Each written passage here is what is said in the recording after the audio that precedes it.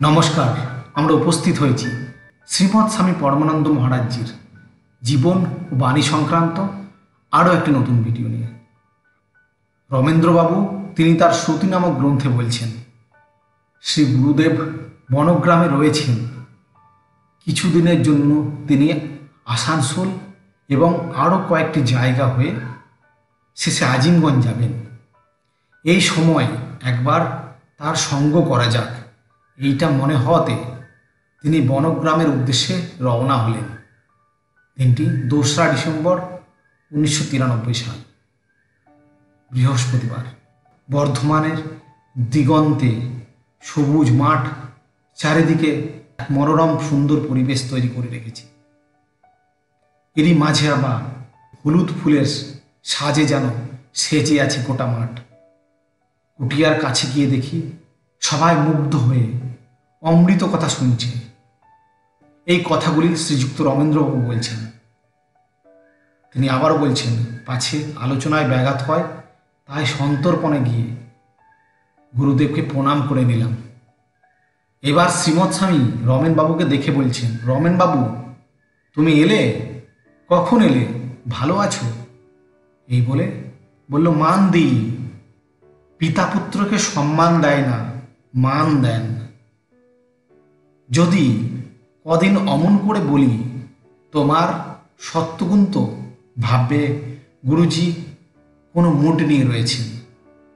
কিন্তু এইটি যদি দীর্ঘদিন ধরে চলে তাহলে ভাববে যে গুরুজি আর আগের মতো নেই। কিন্তু ভেবে দেখো নরেনের কথা। ঠাকুর রামকৃষ্ণ মাসের পর মাস কথা বলা দূরের কথা, নরেনের দিকে ফিরেও তাকাতেন না।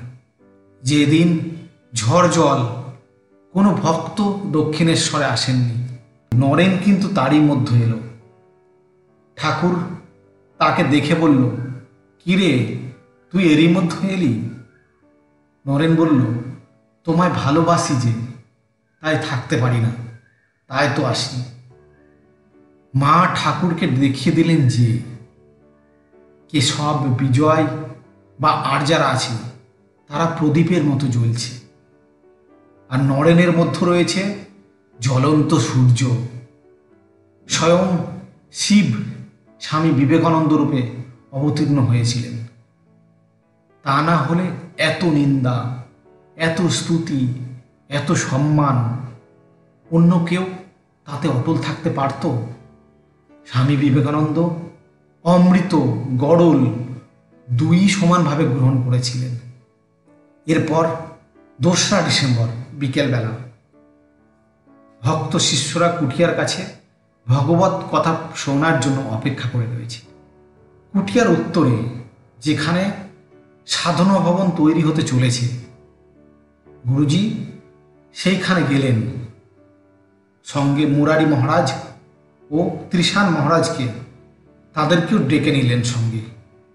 এবার একটা ফিতা নিয়ে গুরুজি স্বয়ং কুটিয়া এবং সাধনা ভবনের মাঝামাঝি জায়গাটি কতখানি উঁচু করতে হবে সেটা দেখিয়ে দিলেন।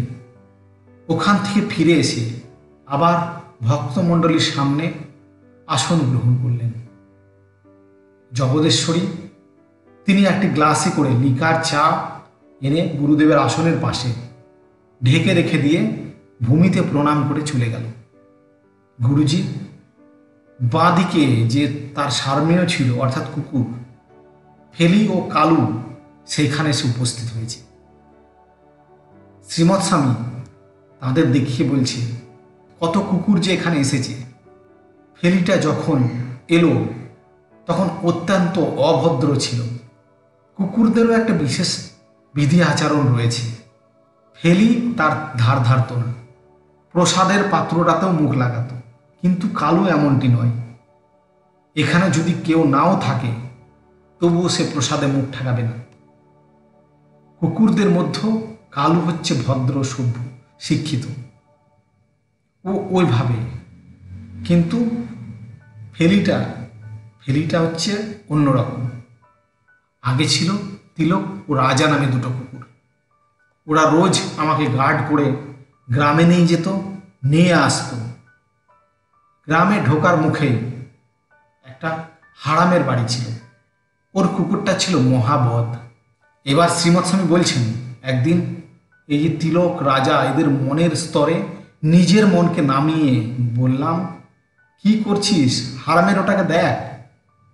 ওরা দুজন গিয়ে এমন করলো যে তারপর থেকে আর ঘর থেকেই বেরোতো না।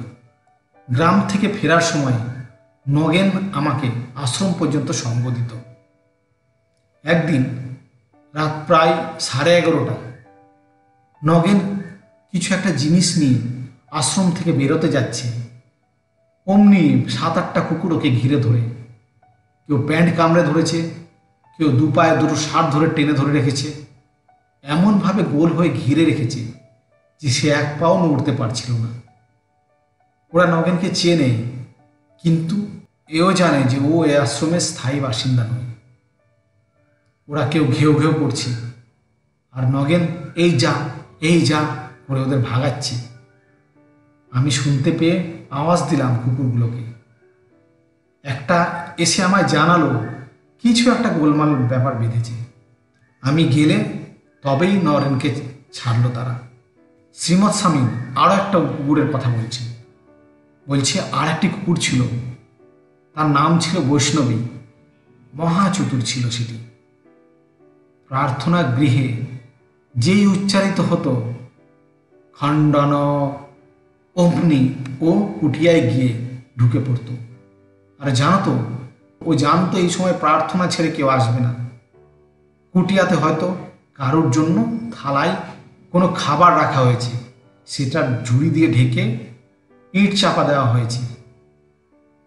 ও প্রথমে আস্তে আস্তে ইটখানা সরাতো, তারপর ঝুড়ি সরিয়ে খাবারটি খেয়ে নিত।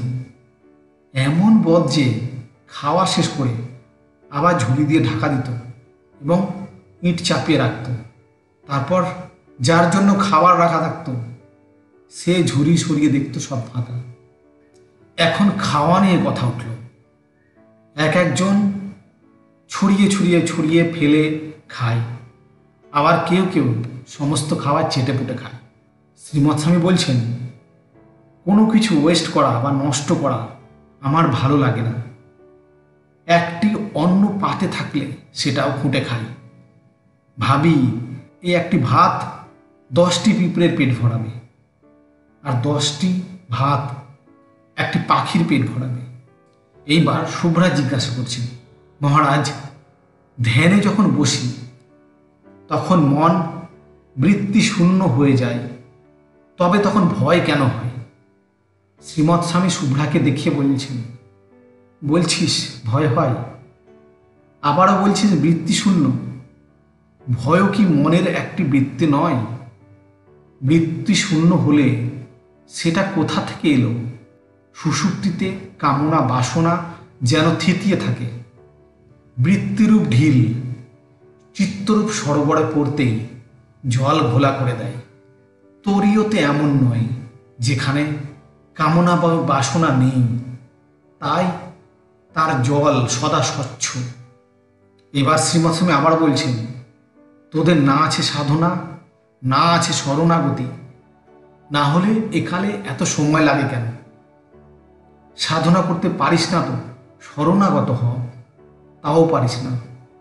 এর জন্য অবশ্য অহং এর জন্য দায়ী।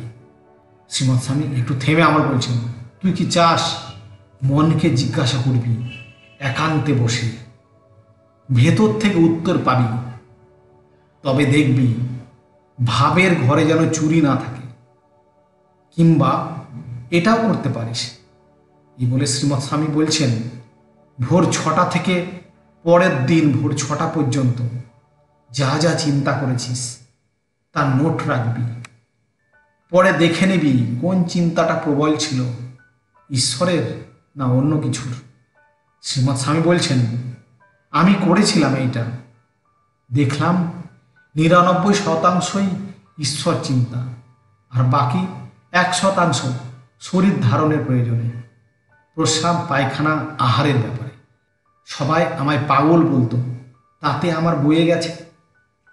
আমার উদ্দেশ্য পূর্ণতা প্রাপ্তি, সেদিকেই গেলাম, তাতে লোকে পাগল বলে বলুক। এই সময় শেওড়াফুলির জনৈক গুরু ভাই অপর একজনের হাত দিয়ে গুরুজিকে একটা চিঠি পাঠিয়েছে। সেই চিঠিখানি গুরুজি খুঁটিয়ে খুঁটিয়ে পড়ে গভীর ক্ষোভ প্রকাশ করলেন। শ্রীমৎ স্বামী ওই প্রসঙ্গ নিয়েই বলতে শুরু করলেন, ওর ছেলে ওর পাশের বাড়ির একটি মেয়েকে বিয়ে করার জন্য পাগল। মেয়েটা বয়সে ছেলেটার থেকে অনেক বড়, কিন্তু এমন ছেলে যে মাকে বলে তুই বিয়ের ব্যবস্থা কর, আবার বাবাকে বলে বিয়ে না দিলে মেরে রেল লাইনে শুইয়ে রাখবো, জমা টাকায় আমি নমিনি, আমি সব পেয়ে যাব। ওর বাবা ভয় পেয়ে আমায় সব জানালো। সব জানাতে আমি বলেছিলাম করুক বিয়ে, কিন্তু বউ আর নিজের ভার ওকেই নিতে হবে। তো ও কি করবে? ও বলেছে না, আমি এখানেই থাকবো, তুমিই খাওয়াবে পড়াবে, বুঝো ব্যাপারখানা। বাবা ভয় পেয়ে আবার সে কথা আমায় জানালো। আমি বললাম কড়া করে বলে দাও বিয়েতে বাধা দেব না, কিন্তু ঘর ছেড়ে চলে যেতে হবে, ভয় দেখালে থানায় ডায়েরি করবে। ছেলেটা এমন বজ্জে যে ওই মেয়েটাই আগে ওকে বলতো তোর মতো পাগল আর পাঁঠাকে কে বিয়ে করবে। এখন কি জানি কিভাবে মত বদলেছে মেয়েটি। মেয়েটি অবশ্য খুব একটা ভালো নয়, এর আগেও 3-4টি ছেলের সঙ্গে মিশেছে।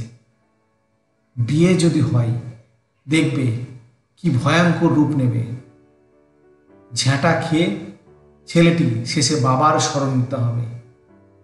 এই বলে শ্রীমৎ স্বামী পরমানন্দ মহারাজ থামলেন। আমরাও ভিডিওটি আজকের মতো এখানে শেষ করছি। যদি ভিডিওটি ভালো লেগে থাকে ভিডিওটি অবশ্যই লাইক করুন এবং শেয়ার করুন, এবং এখনও যদি চ্যানেলটি সাবস্ক্রাইব না করে থাকেন অবশ্যই আমার চ্যানেলটি সাবস্ক্রাইব করুন এবং পাশে থাকা বেল আইকনটি ক্লিক করুন, ফলে যে কোনো নতুন ভিডিওর নোটিফিকেশন আপনার কাছে পৌঁছে যাবে। ধন্যবাদ।